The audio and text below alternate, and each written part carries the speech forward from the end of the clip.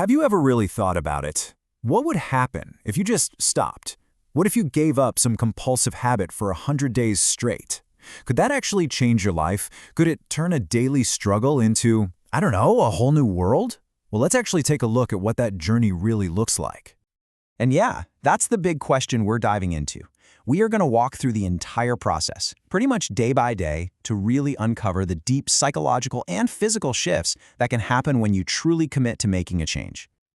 So, here's our roadmap. We're going to break down this 100-day journey into 5 really distinct stages.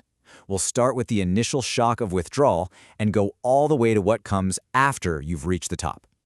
All right, let's start right at the beginning, the first 7 days, the withdrawal. And make no mistake, the fight doesn't wait around. It kicks off the second you make that decision. Okay, so this first phase, it's physical, like really physical. Your body is basically screaming for what it's used to. You might find yourself staring at the ceiling all night with intense insomnia, or having these really strange, unsettling dreams. And your mood? It can swing wildly from feeling great one minute to completely frustrated the next. You just feel exhausted, mentally and physically, even when you haven't done a thing. This right here captures that internal war perfectly, doesn't it? It really is a battle between two different voices in your head. On one side, you've got that nagging voice, the one saying, come on, just one more time won't hurt, even though you know that's a total lie. And on the other side, you've got the voice of discipline, and it's giving you the strategy. Stay busy, don't be alone.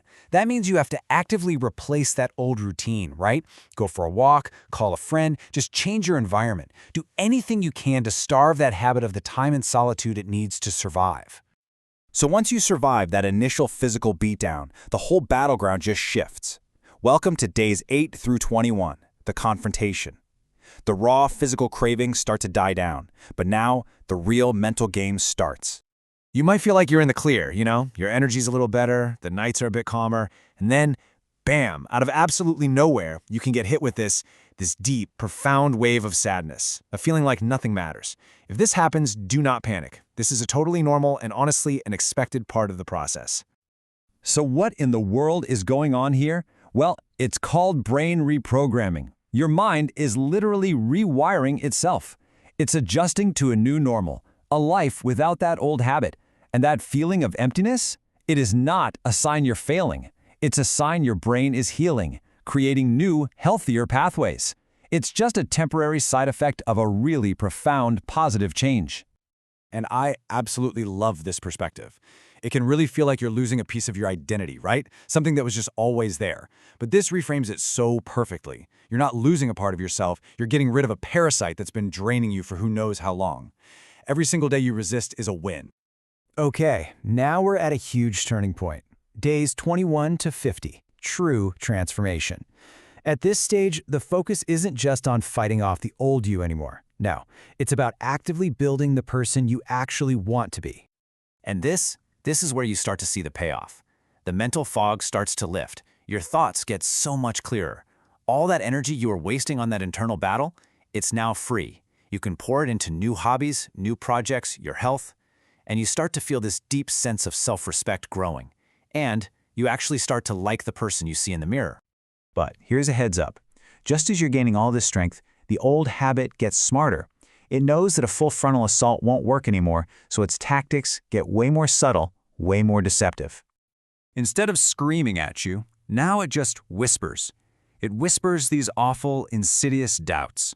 What's the point? You haven't really changed. It's basically a last-ditch effort to get you to sabotage yourself. But by this point, you know this voice.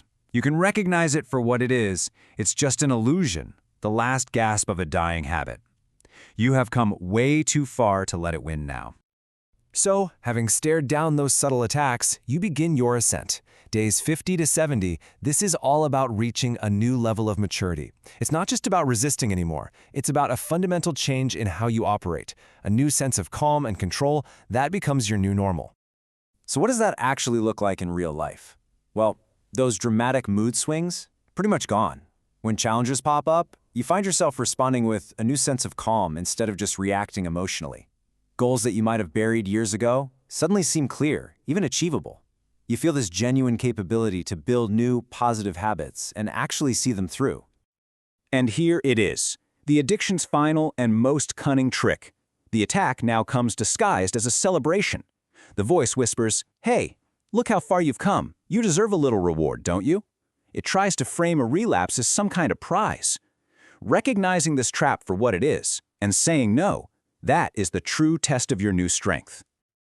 And that brings us to the home stretch. Days 70 to 100, liberation's beginning. You've arrived. This isn't just another milestone, it's a completely new state of being, one that's defined by inner stability and a deep, quiet sense of victory. This slide just illustrates that core shift in your entire mindset so well. Before, you were controlled, basically chasing after every impulse. Now you have freedom. The desire might still pop up, sure, but it's like watching a cloud pass in the sky. You can just observe it from a distance without getting attached to it because you know it has no real power over you, and you know it'll pass. And this is what you've won back. Just think about it for a second. That habit was a thief. It was stealing your most valuable resources. And now look at what you've reclaimed. You've got time back to build the life you want, you've got energy to chase your passions, and you've got that priceless feeling of self-worth that only comes from keeping a promise to yourself. 100 days. You did it. You have reached the top of the mountain. All that work, all that sweat, and all that patience, it paid off. You're standing at the summit. The view is incredible. But now, you have a choice. Are you going to carelessly jump off and undo everything you fought so hard for? Or are you going to stand firm and protect this new ground that you won with your own struggle and your own will? Because here's the thing about day 100. It's not the finish line. It's the starting date.